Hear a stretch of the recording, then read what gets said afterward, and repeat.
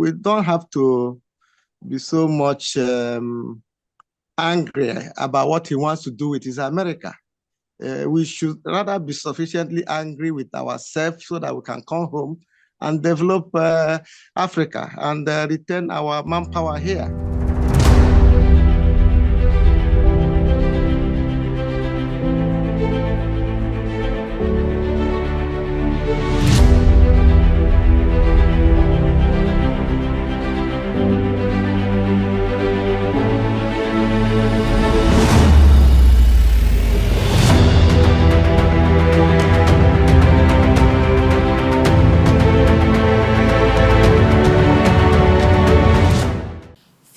Inauguration of Donald Trump as the 47th President of the United States. Cityscope, your popular people-oriented platform, sampled the opinions of Nigerians.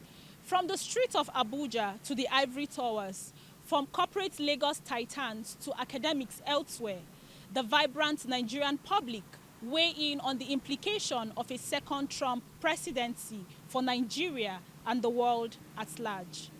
Please raise your right hand and repeat after me. I, Donald John Trump, do solemnly swear. I, Donald John Trump, do solemnly swear. That I will faithfully execute. That I will faithfully execute. The office of President of the United States. The office of President of the United States. And will, to the best of my ability. And will, to the best of my ability. Preserve, protect, and defend. Preserve, protect, and defend. The Constitution of the United States. The Constitution of the United States. So help me God. So help me God. Congratulations, Mr. President. While many think that his second coming would be more beneficial to Americans, others say that it is not going to be business as usual, as there are more stringent rules, and as such, the impact of his leadership will be felt across the world. Chief Pascal Egerue, a lawyer and veteran of Nigeria's insurance industry, and others comment. It's a great day for the world in so many ramifications. For America for Trump to have come back the way he did, and for the little actions he has taken, especially the peace that is coming between Israel and Gaza and all that. So it's a very significant development today. And I believe every person on any divide of the economy of the world should be happy that America is inaugurating their next presidency.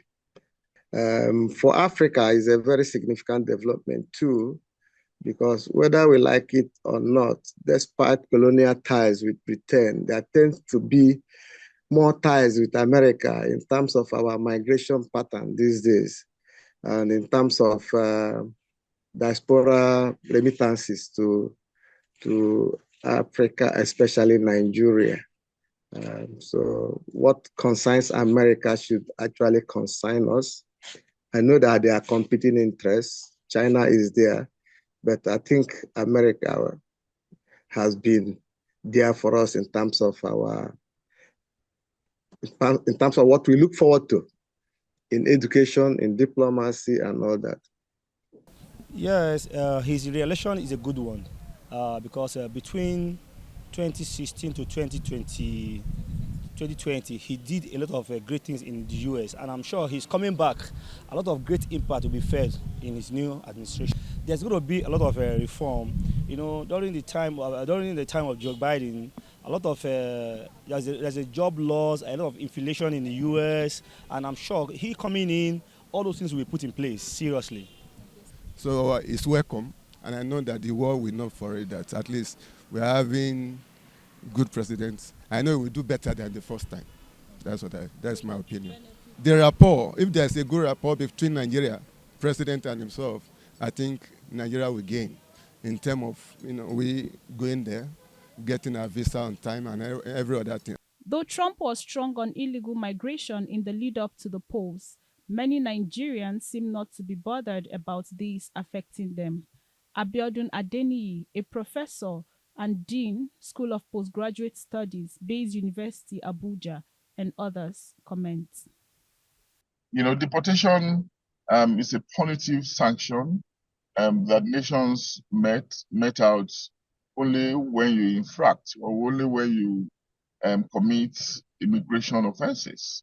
And of course, it happens where you are living in a host country illegally, or irregularly. We shouldn't assume that all Nigerians living in foreign countries, particularly America, are living there irregularly.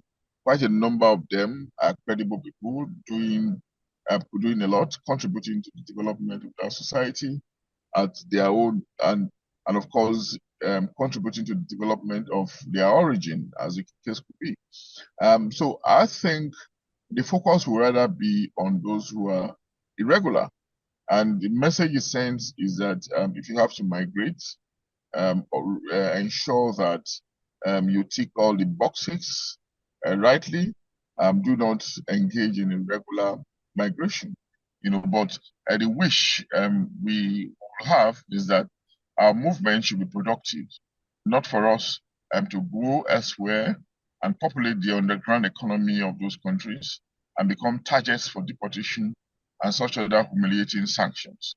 And of course, finally, on this point, is also the need for us to be mindful of growing our own system, engender hope in the young ones who are mostly participants in migration.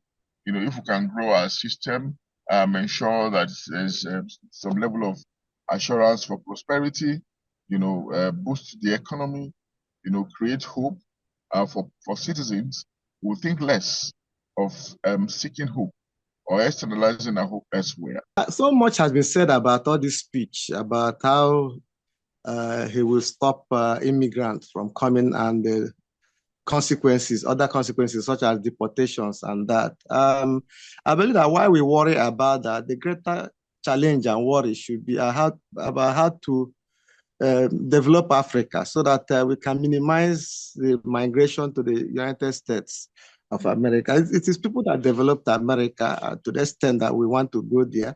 So we don't have to be so much angry about what he wants to do with his America. We should rather be sufficiently angry with ourselves so that we can come home and develop Africa and retain our manpower here. Donald Trump seemed to have gained the amount of support he had, especially by Nigerians, due to his stance against the LGBTQ ideology, which is widespread in the United States of America, and also his recognition of only two genders, male and female, in the United States. It is perceived to be so, largely due to the belief system practiced in Africa and Nigeria precisely. Trump is the right man for the job. I don't really need to benefit from this Trump government, but I'm against this LGBT whatever. Come to think of it, God created you and God created me. So what would you want to do with your own fellow gender? If you ask me, what would you want to do with your fellow gender? What sort of freedom is that? There can be other kind of freedom, not that. No, that's disgusting. Nigerians or Africans, were organically inclined to supporting Kamala Harris, but they were not too clear in most cases on these policies on some of these controversial issues. But Trump, being what he is, was very clear from the word go that he was going to recognize only two genders, male and female. And this tends to fit the African culture, the African belief system, the African ancestral inclination, which is man, woman, question of multisexuality, bisexuality, or whatever, should not be, the case. And of course, our religion also privilege straight sex, and of course, the mutilation of gender is also something that our culture, our faiths, oppose or our faiths oppose. So you can see all these things rhyming with the preachments of Donald Trump. Against that background, some Africans, some Nigerians were naturally supportive of him because he was very clear about his preferences, which tends, to be in line with tradition. His inauguration came with policies, some of which were implemented as pronounced, while others have been deferred for the future. One of those policies is the withdrawal of United States from the World Health Organization, WHO.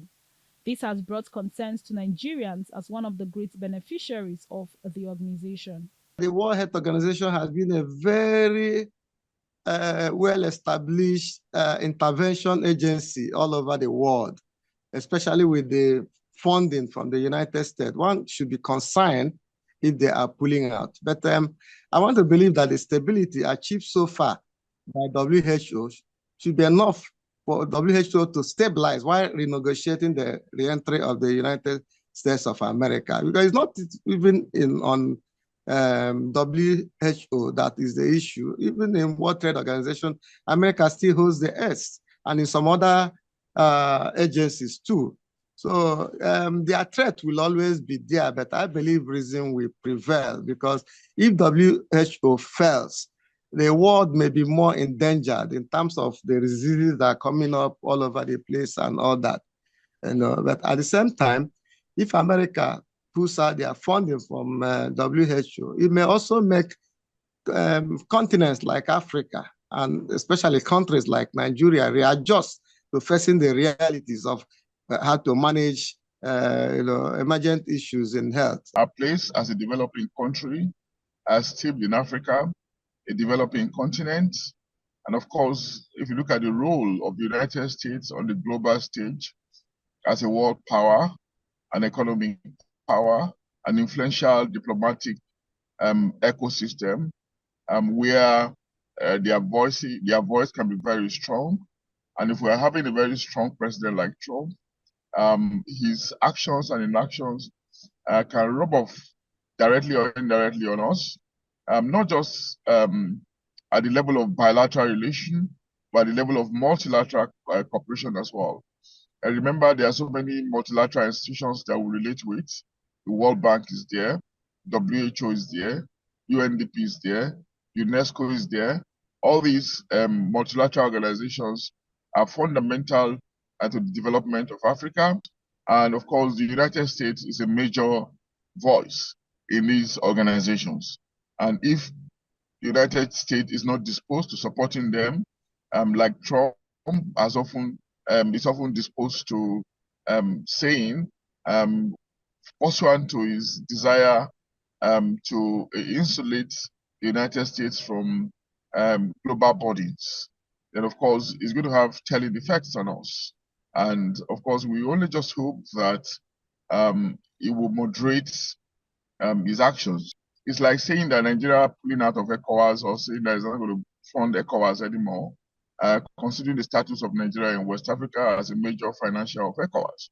Other executive actions signed by Donald Trump are the delayed enforcement of the TikTok ban in the United States for 75 days, the much-anticipated pardon of about 1,500 persons charged in the January 6, 2021 attack on the U.S. Capitol, a crackdown on immigration, and the withdrawal of U.S. from the Paris Climate Agreement. Whether Donald Trump's second coming will benefit Nigeria and Nigerians is a question that will linger for some time to come. Share your views on this contentious issue with us in the comment section. Anyebo Ebere, reporting for True Vision TV.